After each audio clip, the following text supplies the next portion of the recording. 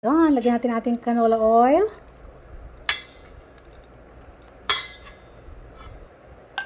Ang ating mga wet ingredients, lagyan natin.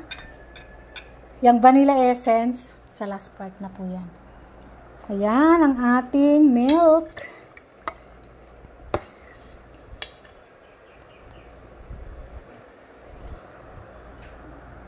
Then, umpisa natin ang ating egg, okay?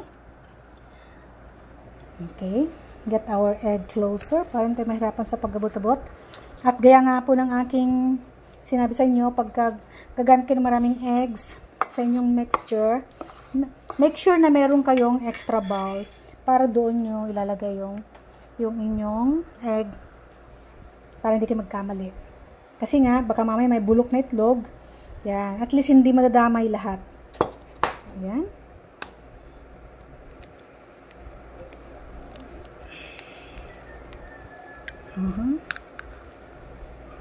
Okay siya.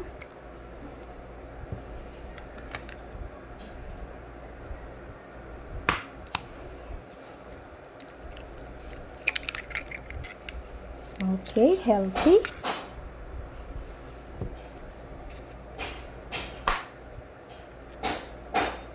Kasi nangyari na sa akin yan, nung alam niyo po yung gumagawa ko ng leche plan noon.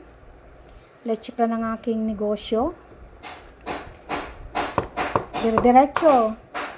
Then, nahaluan ko ng bulok, kaya sira ang aking, hindi ko na pwedeng ituloy dahil nahawaan na yung aking ingredients. Yan. At least sa ganito, maiwasan nyo ang ganong pagkakamali.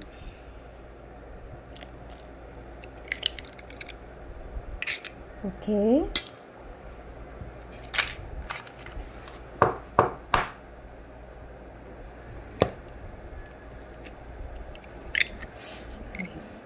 Tigas ang shell nito ngayon. Kaya minsan yung itlog ang ang lambot-lambot ng shell. Yan. All healthy ang ating itlog. Walang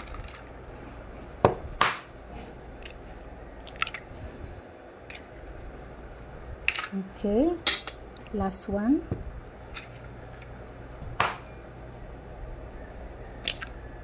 Ayan. All healthy eggs. Yan. Yan po. Yan natin ating kamay at ang aking kamay is nanlalagkit. So, yan.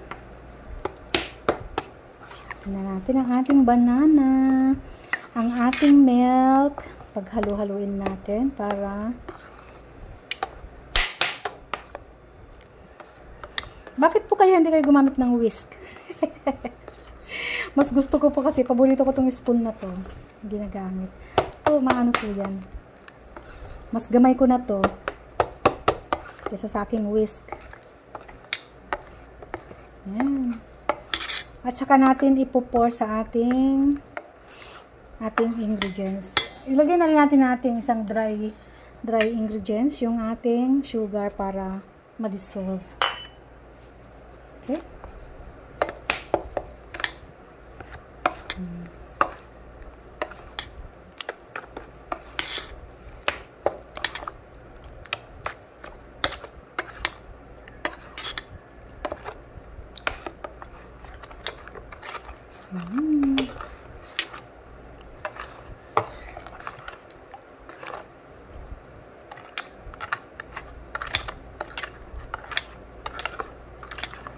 Yan. Yung ating kasi banana.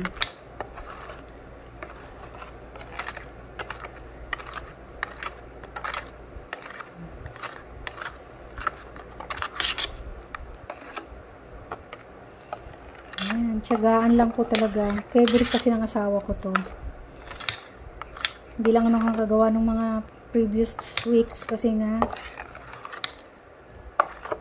busy ako. Wala akong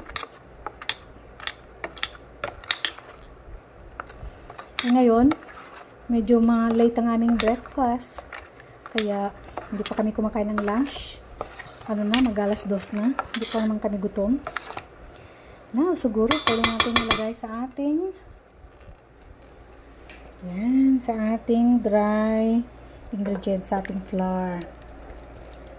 Saka natin ilagay lahat ng ating remaining, ano ba yan?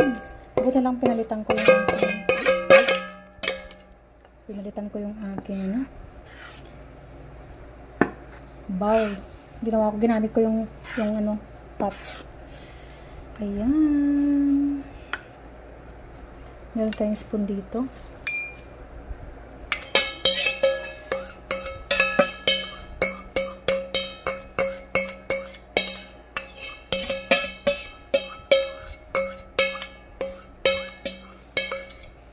Ay, nakalimutan ko magdala ng extra na ladle para ano. Ayan.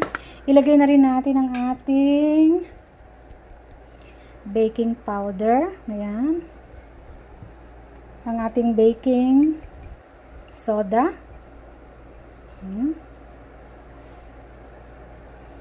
At ang ating cinnamon. So, totoo lang po, first time kong gumamit ng cinnamon sa akin. At ang ating salt.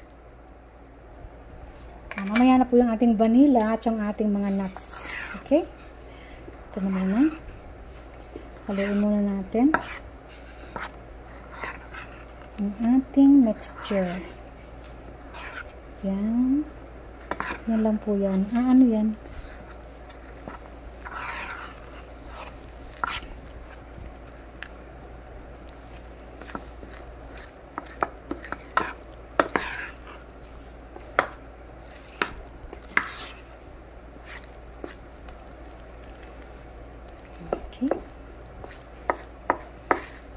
Maramihan kasi, kaya no.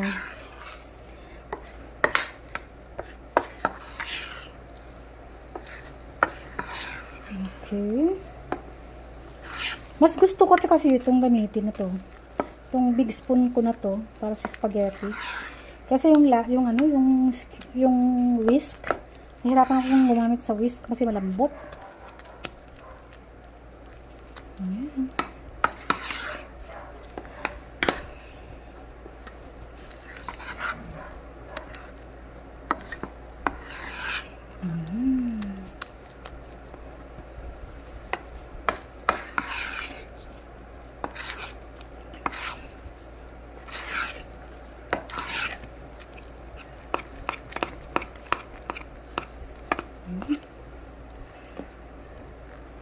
Tiyagaan lang po.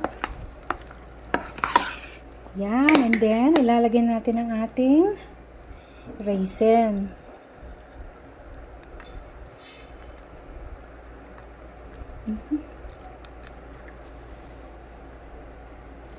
Ako po talaga yung taong messy kung minsan. Yan. Malinis po ang kamay ko, ha.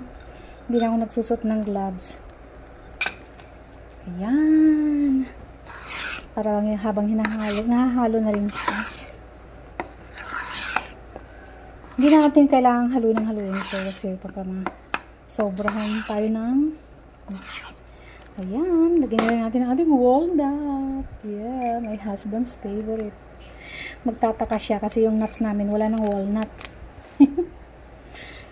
Bibilang ko na lang siya ng iba. Ayan, kinuha ko lang yan sa aming mixed nuts. Yung kukutin namin. Kasi nga, madalas, dahil nga yun ang available dito sa amin, peanut. Kaya lang, yung ibang pamangkin ko, ayaw ng peanut.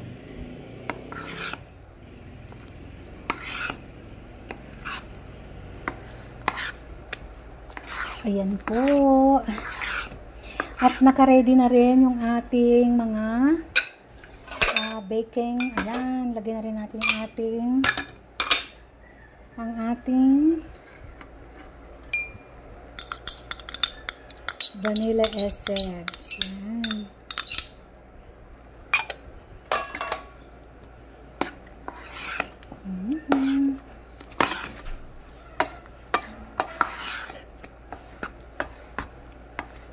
Parang kulang ate yung vanilla essence ko.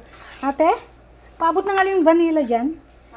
Pang isang ratio lang pa lang namin na ano ko. Ayan, sa may pinto ng ref. Vanilla. Vanilla. Naka-ano siya, yung brown na ano. Plastic bottle. Patingin, patingin. Ay, hindi. Ay, ayun, ayan, Tio. Ay, ayan o, yung mababa. Ay, ito? Ito ba? Oh, tingin. Ito. Yan. Ay, oo. Tama. Sige, walang salamin. Yan. Baka hindi maamoy ng ating. Kasi bang pang ano lang pala yung binigay ko. 1 teaspoon lang pala yung minesure ko. Yan.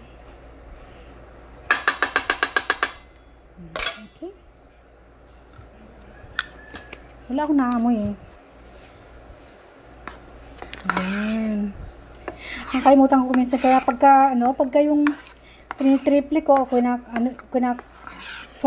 times ko yung recipe, nakakalimutan ko. Magdagdag. Kasi yung pag isang recipe lang ko kasi lulutuin ko. Isang araw lang namin yun. May gusto ko na magtagal. Mag-enjoy yung asawa ko. So, isang ano lang. Isang mix na lang. Yan. Okay na po yan. Nilagyan natin ating canola oil. Taste. Banana cake. Yan. Ang gagawin natin ngayon ay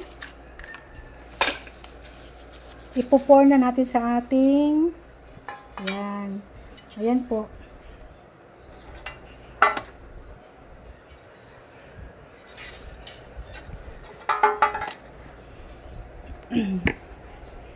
Nag-grease ko na yan ng butter. At ayan nga meron na siyang ano. So, ang gagawin natin is i-ano natin. Then, ipipreheat ko na. Hindi ko pa nakalimutan ko pang ipreheat yung aming oven. Okay. Ayan. Minsan na naman. Ayan.